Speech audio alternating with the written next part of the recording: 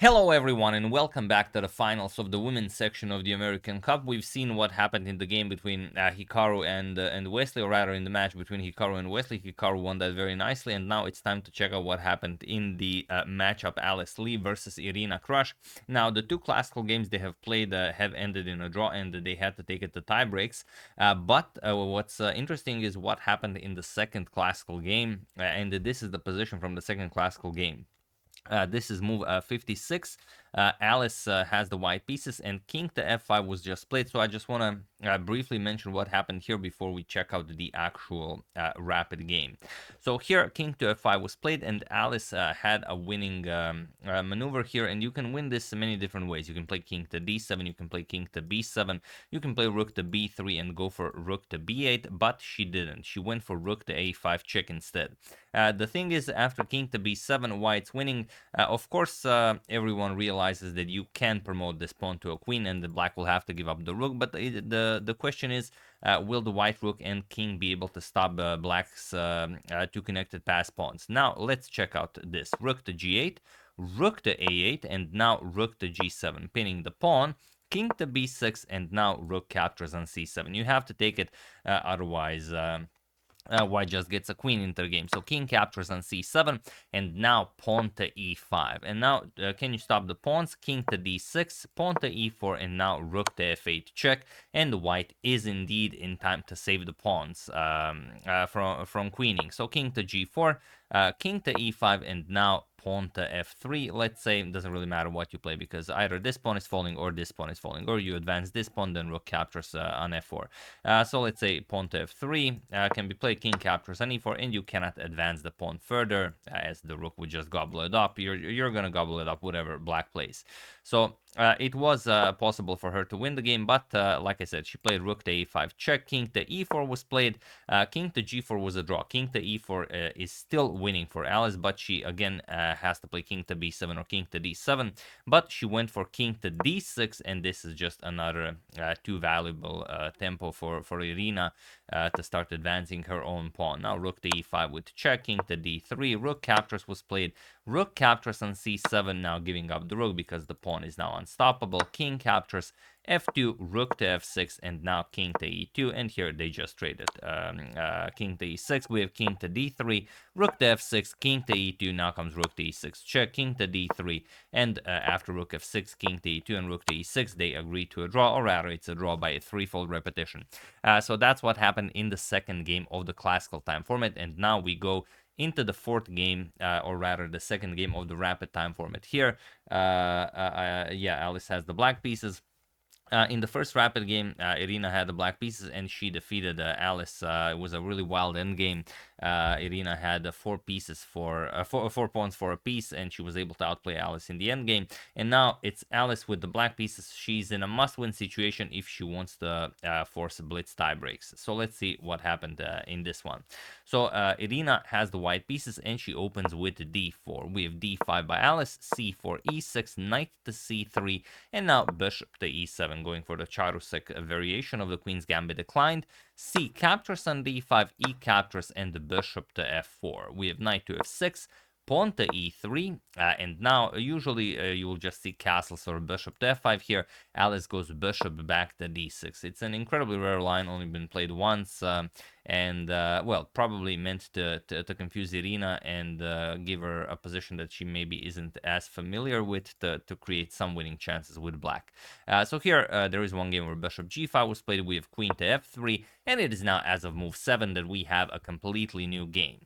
So okay, pawn to c6, we have bishop to d3, castles, and now pawn to h3, stopping this bishop to g4 move, knight to a6, remaneuvering the knight to c7, and knight to g to e2. We have knight to c7 and pawn to g4 now. Irina goes after the castled black king, knight to e6, and now a queenside castles. And okay, black might not be spectacular here, or rather black is I mean, perfectly fine here, but at least Alice got what she wanted. She wanted an imbalanced position where chances are for both sides. It's possible to play for a win with both, and that's exactly what she wanted. So here, pawn to b5. She starts advancing her queen side pawns, and Irina does the same only on the king side. Pawn to g5, knight to e8, and pawn to h4. We have pawn to b4, knight to a4, and now queen to a5. Going for the knight here, we have b3 and bishop to d7, hoping to get some c5 and bishop captures on a4 in.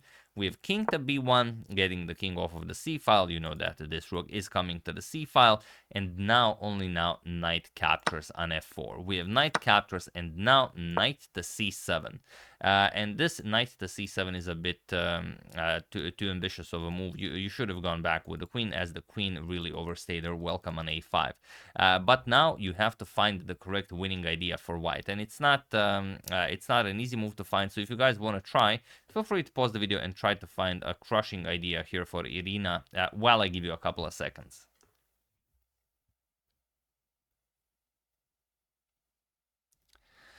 So for those of you who were able to do it, congratulations on spotting this incredible move. And for those of you who just want to enjoy the show, it is either queen to h5, although knight to h5 is much stronger, and now there's just no defense. Knight captures on g7 and knight to f6 check both will be crushing for white. Even if you stop it with something like bishop to e7, still knight to f6 with check.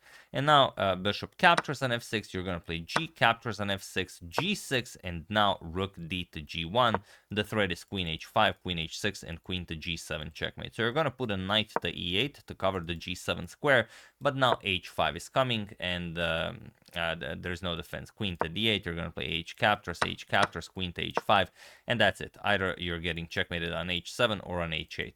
If for example, you play knight captures to cover the h7 square, you get queen to h8 checkmate, and if you capture with the queen to cover the h8 square, you get queen to h7 checkmate. But this is only a few of them. There are many more checkmating ideas that happen after knight to h5, but she missed it. She played rook to c1. I think here she was already maybe in the mindset of just not losing instead of trying to win, as she already won the first game, so now she only needs a draw to win the match.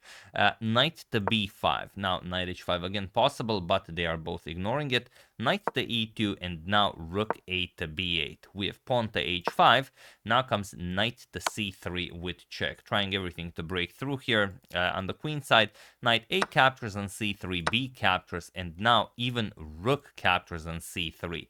You could just ignore this and play h6, but like I said, probably the mindset thing.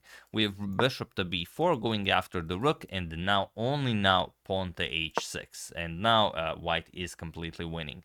Here the problem is if you capture on c3, then there's this very nasty bishop captures on h7 check. That's the main idea behind pawn to h6. And now after king captures, h captures on g7 with check from the rook on h1, a nice discovery. King captures, queen f6 check, king g8, and now rook to h8 or queen to h8 will be checkmate. So instead, after h6, f5 was played, but it's insufficient. H captures on g7, rook f7, and now getting the rook out of harm's way. Rook to c2, now comes rook captures on g7, knight to g3, and now bishop to c3. Trying a very tricky idea here. If Irina goes for something like knight captures on f5, then rook captures on b3 is the idea. If pawn captures, then rook queen to a1 will be checkmate. So after bishop to c3, just rook captures on c3, giving back a little bit of material, but it's perfectly fine. Queen captures on c3, and now bishop to c2. We have rook to f7. If you go for rook to g5, then you run into this nasty queen to f4 attacking both of the rooks. So instead, rook to f7. A rook to f7 was played, and now knight to h5. A few moves later, but still with deadly purpose. The knight is now coming to f6, so king to f8, avoiding the fork. Knight to f6 attacks the bishop, and king e7 defending the bishop and also trying to run away with the king. Queen to f4, remaneuvering the queen to e5 by attacking the rook on b8. We have rook to b7, and now queen to e5 with check. king to d8, and now pawn to g6, breaking through. Now if captures, then just rook to h8 to check. So rook to e7 was played, attacking the queen, but just the g captures on h7, leaving the queen hanging here, as you will get another queen once the pawn reaches the h8 square. So rook captures on e5, d captures on e5. There's no rush in getting another queen. With king to c7, and now h8 with queen. And now Alice is just down material. She's down a full knight, plus also here her king is vulnerable, plus also, well, there's just all this stuff on the board, but she will still, of course, try. Pawn to a5. Her dream now is to get this pawn all the way to a3 and checkmate Irina with queen to b2. So is there any merit to this idea? Knight captures on d7, pawn to a4 now. Not even bothering with capturing back the knight. We have queen to g7, threatening some nasty discoveries, and now pawn to a3, threatening checkmate here. And that's basically all you could do, because you know white is winning here. It's merely a matter of maybe white doesn't win, and then you get to checkmate the white king on b2. But of course, Irina spots it, as there are many winning ideas, but this one is the nicest one, and that is knight to c5 with check.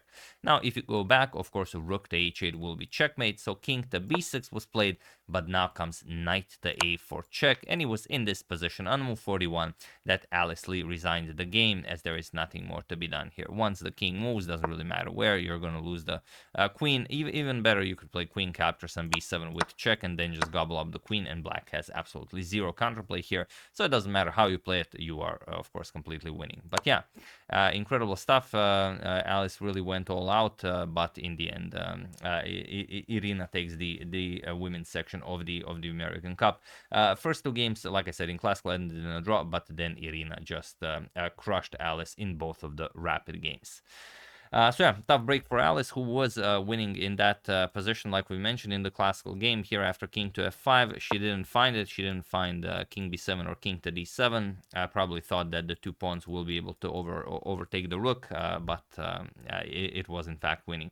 So she came close, but Grandmaster Irina Krush is the one who emerges victorious. So yeah, that's the game. Hope you guys enjoyed it. Both the men's section and the women's section. Hikaru takes the men's section, Irina takes the women's section. I would like to thank a very nice video yesterday, Ryan Cavanaugh, Henry Spraggins, Richard Karp, and Laurent Andre Giannassini for a contribution to my channel. Thank you a lot, I really appreciate it. As usual, you can check two of my previous videos here. Thank you all for watching, and I will see you soon, checking up on your wonderful suggestions and whatever else happens in the chess world. Thank you all, I will see you soon, and have an excellent rest of your day.